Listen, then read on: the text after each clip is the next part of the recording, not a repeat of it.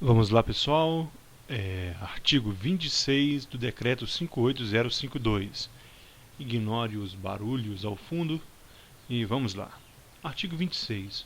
Os órgãos e entidades da administração pública estadual deverão prestar no prazo de 60 dias para compor o catálogo de sistemas de base de dados da Administração Pública do Estado de São Paulo, CSBD, as seguintes informações. Observe, pessoal, que esse CSBD ele é um catálogo de sistema que define os procedimentos a serem observados pelos órgãos e entidades da administração pública do Estado de São Paulo. E a função desse catálogo de sistema de base é garantir aos cidadãos o direito a receber informações de seu interesse particular, coletivo ou geral. Particular, coletivo ou geral. E esse CSBD ele deve conter as seguintes informações. A primeira, como nós lemos aqui, é o tamanho e descrição do conteúdo das bases de dados. Tamanho e descrição do conteúdo das bases de dados. Base de dados é o mesmo que banco de dados. A base de dados é um conjunto de registro disposto em uma estrutura regular que possibilita a reorganização dos dados, a reorganização das informações. Então, base de dados é o mesmo que banco de dados.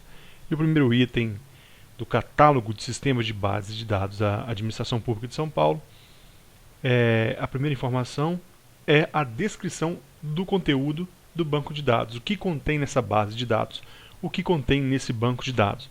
Informação referente a X, informação referente a Y ou outra. O segundo item a ser analisado é o metadados. Metadados. Esse metadados também pode ser conhecido como meta-informação.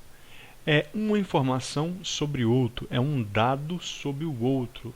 Então, é além de um dado, metadados.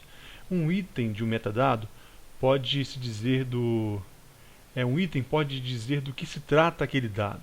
Geralmente uma informação inteligível por um computador. Os metadados facilitam o entendimento dos relacionamentos e utilidade das informações dos dados, um dado sobre o outro.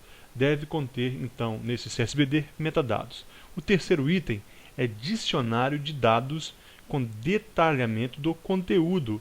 Existem muitos dados e informações que são incompreensíveis para o leigo. De primeiro plano, elas são incompreensíveis. Mas deve haver, então, um dicionário com todos esses dados e detalhamento de cada um dos conteúdos. Além disso, deve haver a arquitetura da base de dados. Essa base de dados ou esse banco de dados não pode estar perdido naquele sistema. Deve haver uma arquitetura, deve haver um certo planejamento dessa base de dados. O quinto item é a periodicidade da atualização.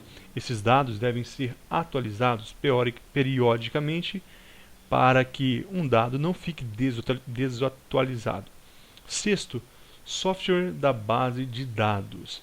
Deve haver software disponível que controla todo esse banco de dados, e esse software, um detalhe, como nós já vimos em vídeos anteriores, ele deve ser manipulado por mídias digitais, por computadores comuns aos usuários, ainda que seja em programas ou softwares livres, como Linux, entre outros. Então, deve ser software que alguém da internet, por exemplo, possa solicitar esse dado. 7. Existência ou não de sistema de consulta à base de dados e sua linguagem de programação. Esse sistema deve informar, esse catálogo de bases deve informar ao usuário se existe ou não um campo de pesquisa, se há ali a possibilidade de consultar aquele base via internet ou via outro meio digital. E qual a linguagem dessa consulta? Ou, se não houver, vai ter o acesso pessoalmente, mas deve informar se há ou não. Oitavo, formas de consulta, acesso e a obtenção da base de dados, do banco de dados. Como eu posso consultar só pessoalmente, pela internet, por meio de procuração, por site, o acesso, se é necessário senha, se é necessário um cadastro, e como eu posso ter acesso a esses dados. Então, aqui nesse CSBD, esse catálogo de sistema de base que deveria ser criado após 60 dias da publicação desse decreto, deve conter esses 8 itens, essas 8 informações: o tamanho, o metadados, o dicionário com detalhamento do conteúdo, a arquitetura da base de dados, periodicidade da atualização, software de base de dados, existência ou não de sistema de consulta e formas de consulta. Decoreba dessas 8. Só isso, pessoal. A banca não vai pedir para você aprofundar em nada disso. Então é só decorar mesmo esses 8 itens. Continuando, parágrafo 1º. Da divulgação de documentos e dados ainda. Informação. Os órgãos e entidades da administração pública estadual deverão indicar o setor responsável pelo fornecimento e atualização permanente de dados e informações que compõem o catálogo de sistema de base da Administração Pública do Estado de São Paulo, CSBD. Cada órgão, cada entidade no Estado de São Paulo vai ter que fornecer, indicar o setor responsável para que você tenha acesso à informação e para que você tenha acesso a essa informação atualizada, desde que você queira fazer uma consulta no catálogo de sistema de base do Estado de São Paulo. Se você quiser fazer uma consulta no CSBD, seja pessoalmente, seja por meio da internet, para que essa informação esteja presente ali e para que essa informação esteja atualizada, esses órgãos e entidades devem indicar o setor responsável para pelo fornecimento, para que você tenha um acesso mais fácil, para que você não fique perdido. Você não vai, se você, por exemplo, quer uma informação que naquele órgão X e você foi até aquele órgão X e aquela informação está no catálogo de base, como você vai adivinhar que ele está lá? Então, aquele órgão deve comunicar e informar o setor responsável que vai te fornecer essa informação que esteja permanente nesse catálogo de base. Nesse instante eu faço uma pergunta a vocês. Quem mantém, quem administra, quem faz esse catálogo de base no Estado de São Paulo? É a Fundação de Sistema Estadual de Análise de Dados. Essa fundação, ela vai fazer o quê? O que está no parágrafo 2º. O desenvolvimento do catálogo de sistema de bases da Administração Pública do Estado de São Paulo. CSBD, coleta de informações, manutenção, atualização permanente ficará a cargo da Fundação do Sistema Estadual da Análise de Dados. Fundação Sistema Estadual de Análise de Dados. Essa fundação, então, vai desenvolver, manter e atualizar esse catálogo permanente. Parágrafo 3º. O catálogo de sistema de base de dados da Administração Pública Estadual, bem como as bases de dados da Administração Pública Estadual, deverão estar disponíveis no portal do Governo aberto e no portal de transparência, nos termos dos decretos 57500, de 8 de novembro de 2011, e número 55559, de 12 de março de 2010, com todos os elementos necessários para permitir sua utilização por terceiros, como a arquitetura da base e dicionário de dados. Em regra, a informação é pública. Portanto, esse catálogo de sistema de bases deve estar disponível onde? No portal do Governo Aberto e no portal da Transparência, porque isso foi determinado nos decretos anteriores. Portanto, a informação é aberta. Por quê? Para que seja fácil, para que seja tranquila para que você não tenha que fazer uma solicitação para ter acesso a essa informação. Então, para permitir a utilização por terceiros, por qualquer um, assim como a arquitetura da base de dados e do dicionário de dados. Pessoal, vou ser sincero para vocês, essa informação aqui sobre o catálogo de sistema de base de dados, eu acredito que não cairá na prova, porque há muitos outros assuntos mais interessantes a nível de prova. Mas nós também faremos exercícios futuramente sobre esse catálogo para que a gente possa cercar todas as possíveis questões de prova. Artigo 27 das restrições de acesso a documentos, dados e informações. Artigo 27. São consideradas passíveis de restrição de acesso no âmbito da administração pública estadual duas categorias de documentos e dados e informações. Nós falaremos sobre ela. Observe antes que há duas categorias passíveis de restrição. Quais são essas categorias? A categoria dos documentos sigilosos e a categoria dos documentos pessoais. Os documentos sigilosos são aqueles submetidos temporariamente à restrição de acesso público em razão de sua imprescindibilidade para a segurança da sociedade e do Estado, enquanto os pessoais, aqueles relacionados à pessoa natural, identificada ou identificável. Nós falamos sobre isso na lei, relativas à intimidade, à vida privada, honra, imagem das pessoas, bem como liberdades e garantias. Essas duas categorias, sigilosos e pessoais, elas são passíveis de restrição. Só essas duas trazidas pela lei. Sigilosos, pessoais. Quais são os sigilosos? Aqueles submetidos temporariamente. Qual o tempo? 25 anos, tempo máximo da ultra secreta, 15 anos, tempo máximo da secreta, e 5 anos, tempo máximo da reservada, quando for imprescindível para a segurança da sociedade e do Estado. E o pessoais relativo à pessoa natural, ao ser humano, identificada ou identificável, relativa à sua intimidade, relativa à vida privada, relativa à honra, à imagem das pessoas, bem como as liberdades e garantias. Lembrando que essa informação restritiva pessoal, ela pode ter um prazo muito maior do que aquelas sigilosas. Parágrafo único.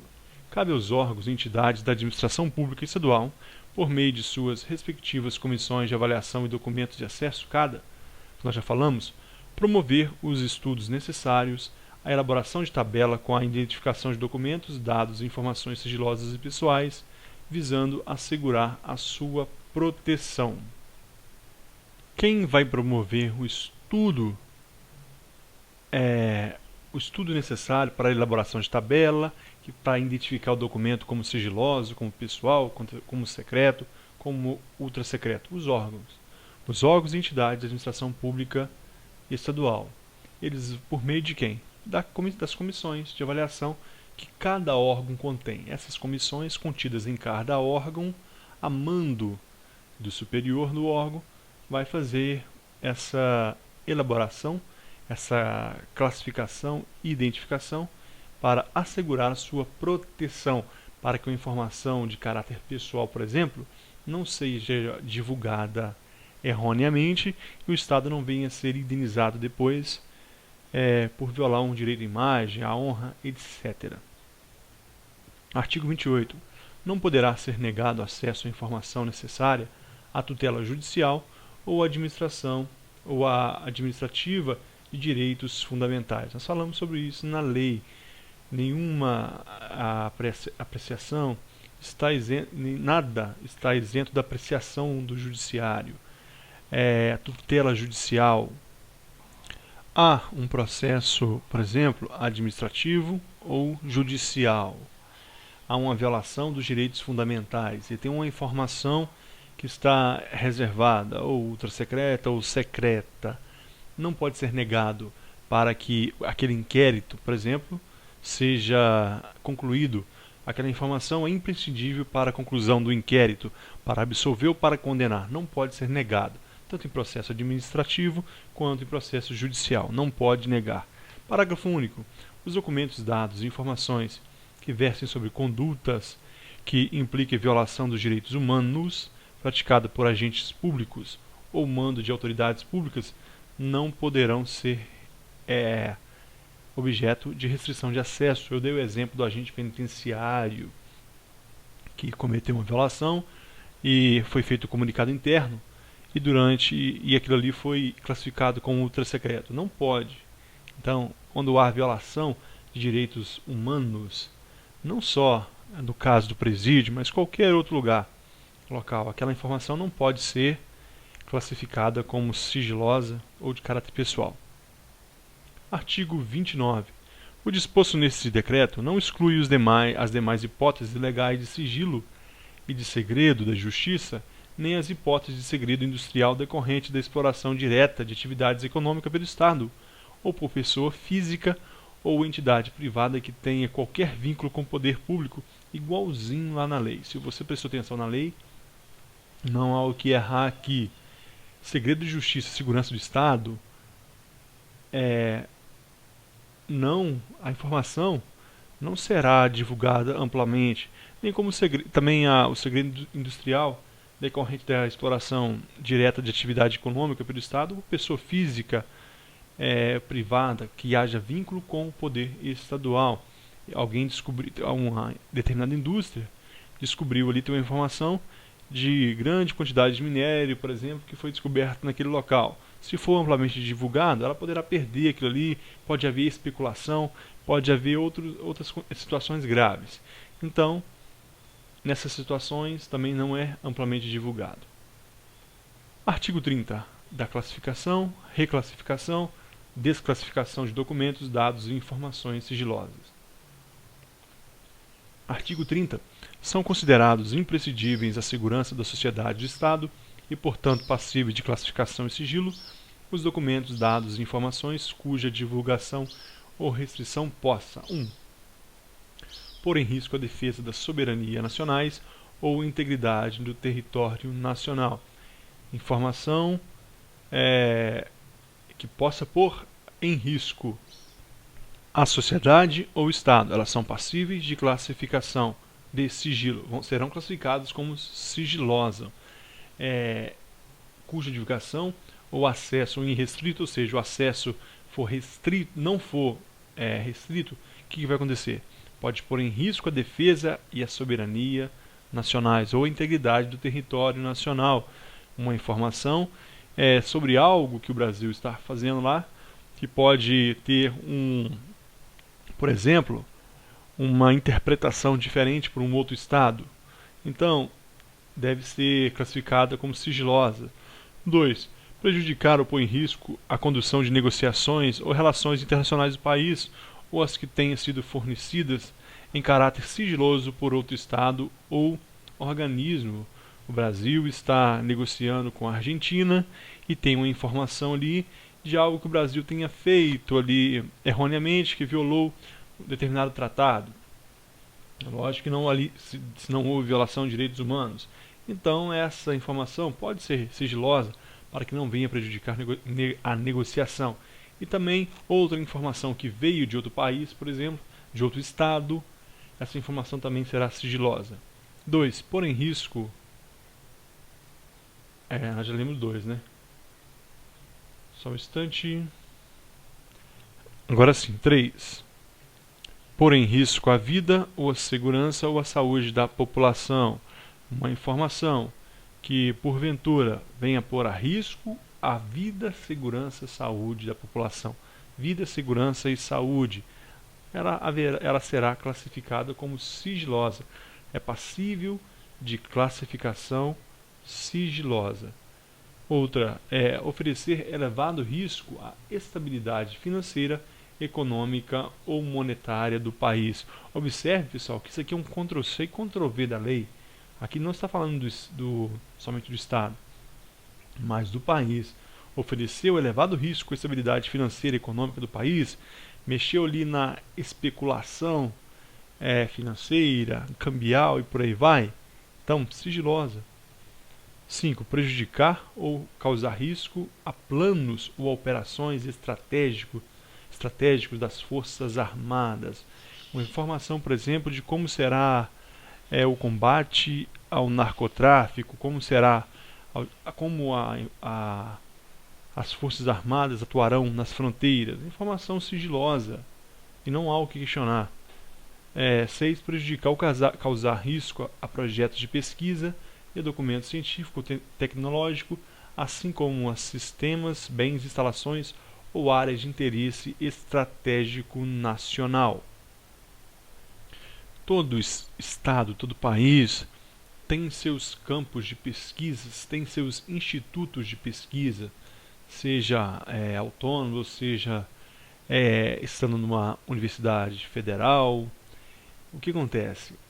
Essas pesquisas muitas vezes traz conhecimentos novos que, se publicados, podem atrasar o desenvolvimento do país, porque um país com uma tecnologia mais avançada poderia desenvolver primeiro aquela descoberta e o Brasil se tornar ter que adquirir aquele produto que ele poderia ter criado num tempo maior.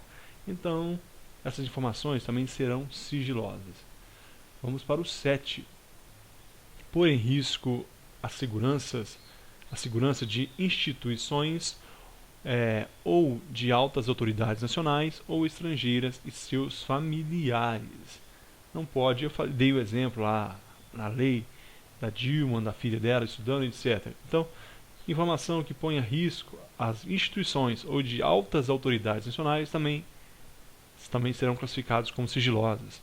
Informações ainda no 8, que comprometa atividade de inteligência, bem como de investigação ou fiscalização em andamento relacionados com a prevenção ou repreensão de infração. Atividade de investigação, isso é o que? Inquérito, pessoal. Geralmente inquérito. O inquérito ele é sigiloso.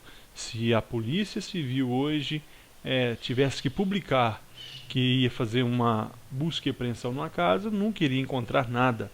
Então, sigilosa também essa informação. E aqui nós encerramos esse vídeo. No próximo daremos início no artigo 31. Muito obrigado e até a próxima.